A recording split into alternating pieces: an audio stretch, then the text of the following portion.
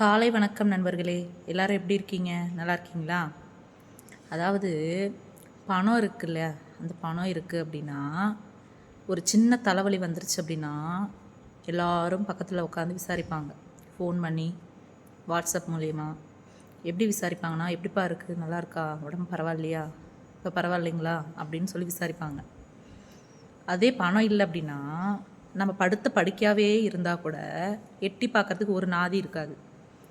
ஏன் அப்படின்னா, ஏன் அங்கே போனோம்னா, ஐயோ அங்கே போயிட்டா நம்மக்கிட்ட ஏதாவது காசு கேட்டுருவாங்களோ, நம்மளை ஏதாவது எதிர்பார்த்துருவாங்களோ அப்படின்ற பயத்தில் ஃபோன் பண்ணி கூட விசாரிக்க மாட்டாங்க. ஸோ அந்த மாதிரி உலகத்தில் தான் நம்ம வாழ்ந்துட்டுருக்குறோம்.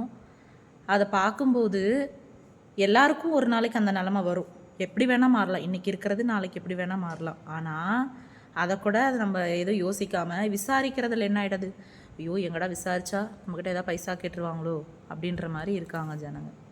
இப்போ அப்படிப்பட்ட உலகத்தில் தான் இருக்கும். என்ன சொல்கிறது?